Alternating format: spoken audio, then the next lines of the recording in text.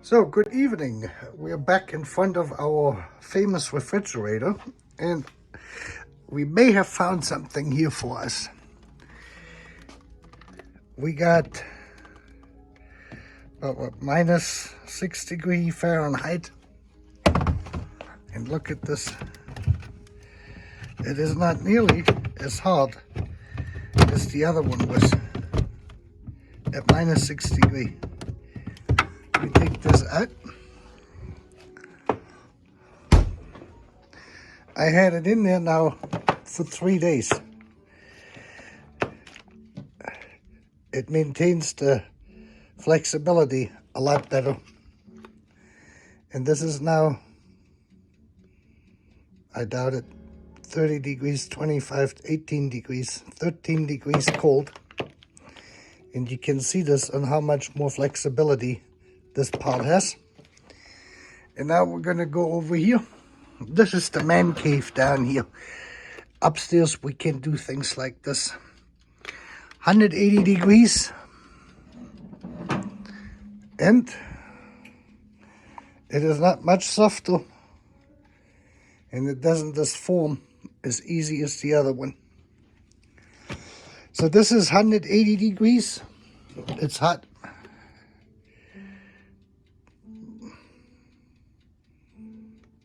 $140 degrees now. You can see it is pretty soft. And this is still cold here, but not as cold as it was.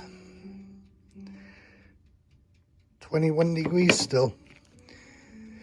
So, and these parts came to me from Lithuania, no, Latvia.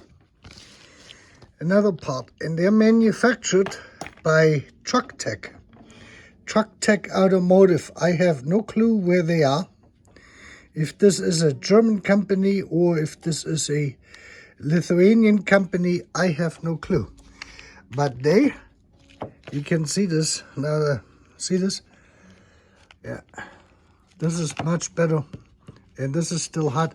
So this is really soft, 150 degrees, 180 degrees. And this is really still cold, but it is by far more flexible. So I would think if they're fitting size-wise from the temperature test, that they will work a lot better. I will put the link in to the company where I ordered this from in Lithuania. The price tag, let me show you this. It was not more expensive than the Mercedes-Benz. One of those cost €13.60, and the air freight shipping with DHL from Latvia, was $21.90. So they came out to a total of $35.50, which is probably around $40 or $42 or something like this, US dollars. And it took December 29th. They got here 4 days ago. Today is the 4th. 3 days, 4 days of shipping at the very most. From LV, I think that's Latvia, to the United States via DHL. And the price is the same as this is the company name here, Todo. And they have a website in English where you can order this. And that was the toaster oven. So this would be a viable alternative to the Mercedes-Benz parts. And it looks like it that they're both working much better over a much wider temperature range. The other one, remember, the Mercedes-Benz one was so hot that it wouldn't move at all. So this maintained some elasticity and flexibility in that temperature, in that very low cold temperature, which means they're gonna be sitting on the fuel injectors a lot better, and that will give you a much better vacuum performance for your idle speed. And then let me sit down here. Now we go to the next thing. I got a book, so we're gonna do a book review if it lets me. Let me see. Can we zoom out? Not quite.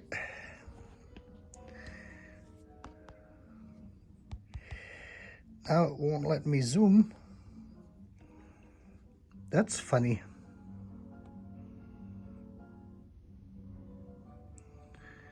Huh. It usually lets me either zoom in or zoom out and reduce it, but I don't know, not today, I guess.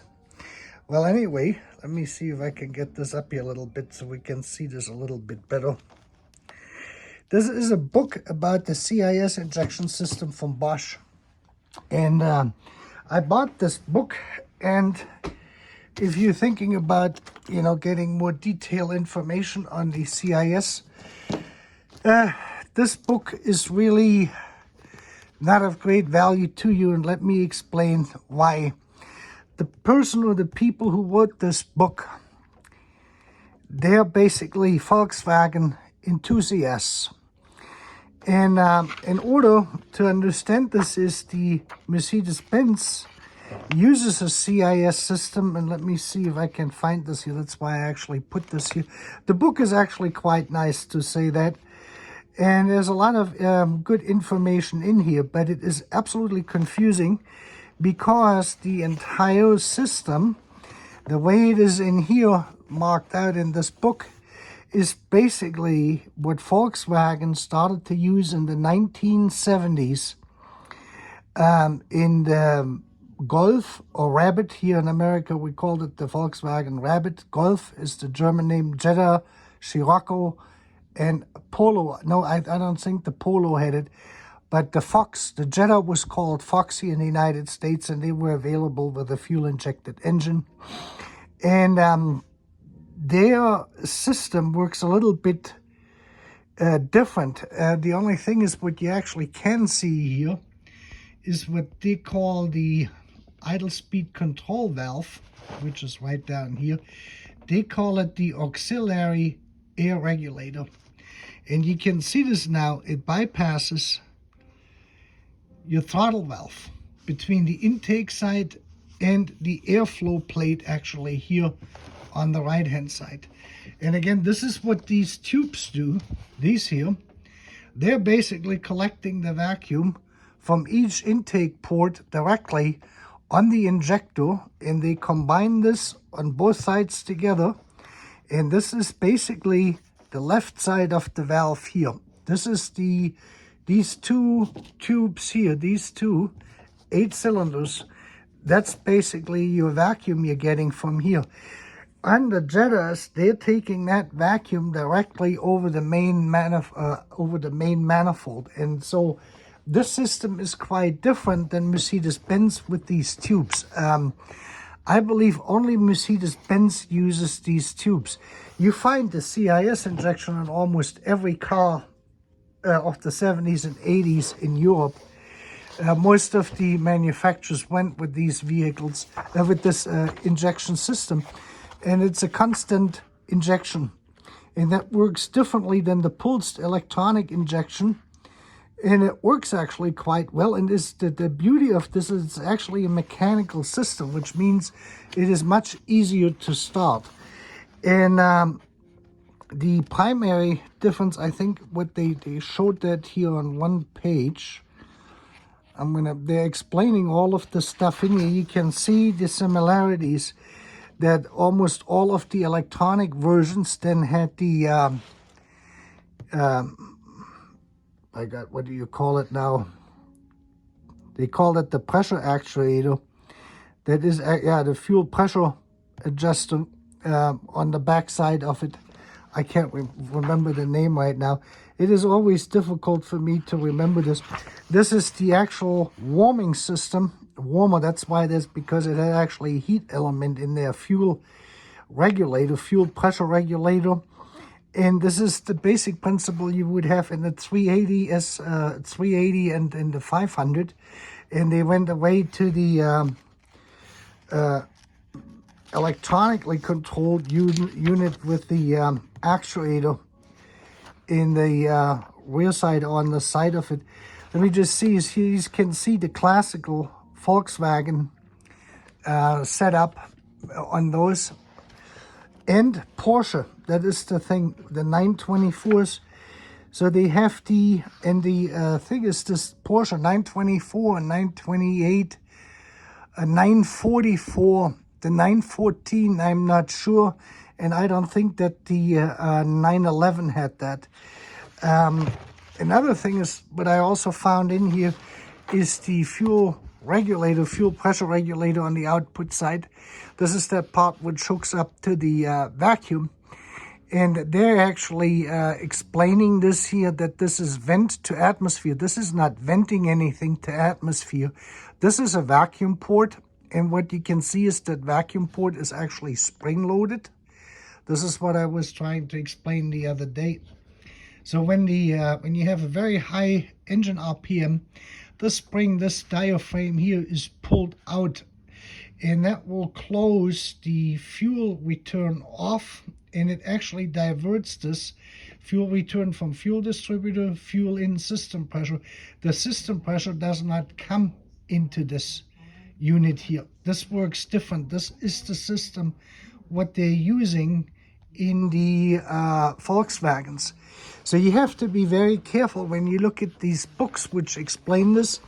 There's quite a difference in these systems. Even though they're all working by the same principle, but they're technically working differently. And then this one here is actually the one where they're explaining the difference between the plates which move up and the plates which move down. And you can see this here in this picture. I'm trying to zoom in here for you. Let me see. Yeah, this is much better. Now we can actually see this. The top one is the system Mercedes-Benz uses, and the bottom one is Audi, BMW, Porsche, Volkswagen, Volvo, Peugeot, all of the other cars which have been using the upward motion. That means that the vacuum is applied on top of it, and the fresh air or the air intake is below. And on the Mercedes-Benz, it's exactly the opposite. Is the air intake is on top and the vacuum is applied from below. So you have two separate ways of doing this stuff here, and that can cause some issues. The entire tuning system, they call it a pressure actuator. Yeah, that's the fuel pressure regulator actually. So I had to smile because everything what they're talking about in here, you know, the adjustments being made, and you can see here's the other adjustment to set the plate correct and height and so far and so on. You will find that in the Mercedes-Benz manual as well. Is very close, but it varies greatly. And this book was really written primarily for Porsche and Volkswagen enthusiasts because there is a lot more. Also, of course, the aero codes. And then the thing I really had to smile about is the, not the troubleshooting, but you can see here's the over voltage protection relay from Volkswagen and Porsche and Audi. They look like this here. And they also had a code module for this where you can read out the error codes. And that can be read out with this measurement system too. And tuning for performance and economy. This is quite interesting. And of course, you look at these things, especially the where they're talking about the, I just thought I'm going to point this out here. Here, Turbotronics. I don't know. I don't think that they're even still around. I could not tell you if they are or not. This was their engine control module for BMWs, where you can then turbocharge by using larger fuel injectors and increased fuel pressure. So there is these performance systems they have available primarily for the sports packages, and the big community in this was the Volkswagen Golf fanatics, because they would then use the I think that was 1.3 or 1.6 liter engine, I think, with a 1.5 liter. Here, that's the Golf GTI. that was there, fuel injected, and these guys, they went bonkers with the stuff, spoilers and brakes and this and that and the other thing. And you're looking at the car, you know, that little, I don't know, that's a 4-cylinder engine, and they went up to 16 valve, and it is basically the souped up AMG version for Volkswagen. That's what that became, and people were into it here, you know. And the entire manual here basically gears towards those people, that particular environment. So for you to find something in here of value to fix your car, besides a few, you know, general commonalities, is going to be a long shot, I would say. They do not address anything from Mercedes-Benz in here. And, you know, that's understandable. So the best thing is if you go with the service manual group 7.3 for your engine. 7.3 is always the fuel injection system. And I would go by that troubleshooting adjustments. If you know group or chapter 7.3 with all the sub-chapters, if you study this, you will understand everything about your car, and you will get that running with no problems. I think I paid $50 or something like this for this book. And I would say it was a colossal waste of money. This is one of the reasons why I've never liked the Porsches too much, even though I'm from Stuttgart and they're made there, and I have quite a few friends who work there. Matter of fact, one of my engineers for my electronics company, he came over here and he did the master thesis, his master's thesis on one of the projects I had here back in the late 90s here in America, in Kansas City. And he is now one of the head engineers in Zuffenhausen for Porsche in engine control systems, software, you know, for the ECUs and that sort of stuff. He does that for a living now, and they're paying him probably quite well. So he found a career path, and the project we had was not nearly as probably as sophisticated as was what they're doing. But I thought I'm going to show you this. So there's really not much in here, which is of real significant value. The other thing is, what I could not find in this book anywhere is the first print and when that was actually printed. Oh, 1989, 1991. But I could not tell you which print this actually is. It says it down here. So this is 30 years ago. So this book was written 30 years ago. So this is a reflection of that time, of what was available, and the people who bought this. So the BMW people with the M3s, souped up M3s, and Porsche, you know, 944, 924, especially the Volkswagen models. And then, of course, Volkswagen itself, especially the Golf GTI, the Rabbit GTI, the fuel-injected one. Those were the people who went by this book here. And, you know, they used that as a Bible, so to speak. For Mercedes-Benz, for the better part, it's not that relevant, because unless you're trying to turn your 3.8 or 5 liter or 4.2 liter or 5.6 liter engine into a race car, which you probably could, but then you can just go ahead and get the AMG packages, you know, then that's pretty much it. Back then, I don't think the 500, they had Lorenzo was the aftermarket company they went to for their spoilers and the wider tires and the rims, and especially for the 500 SEC.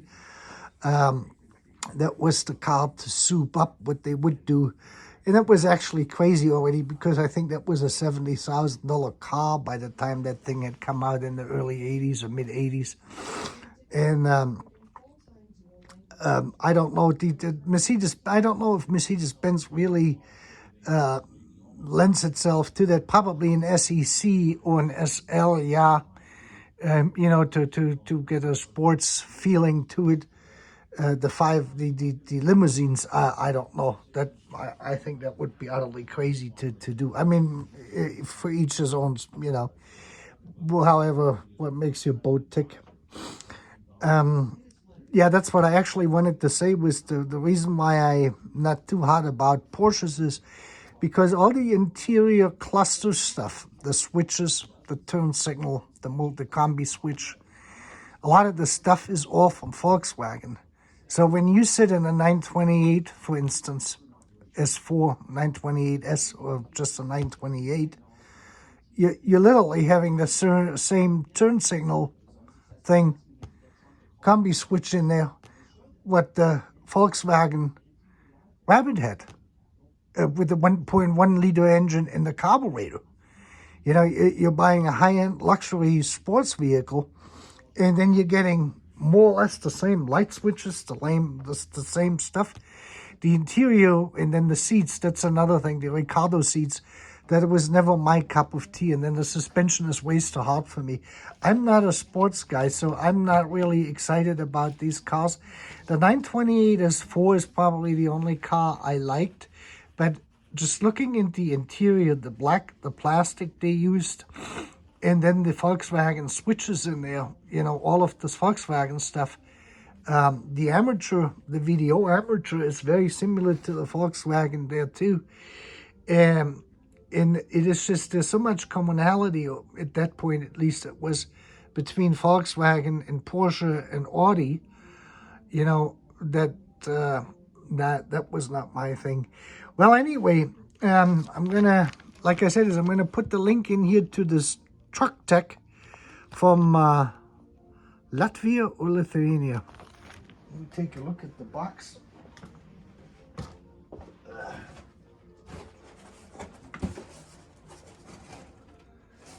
I cannot remember where that came from. Here. Latvia. Yeah. They're in a town called Marupa, Latvia. And the company name is Trodo, Trodo LLC, Trodo.com, Trodo.com. And, well, it was only 21 bucks or 23 bucks for air shipping. Have a great evening. We will have more videos coming, and I will keep you posted. I will keep these here at the moment because I just put the new Mercedes-Benz one in. But these here, they seem to be a possible alternative part, which is definitely better than Fabi or any of this other low-end stuff. And price-wise, they're around $15, $16 a piece, which puts them right at the same price as Mercedes-Benz. And you can see they have a much better elasticity and flexibility over the temperature range. And with that, you have a great evening.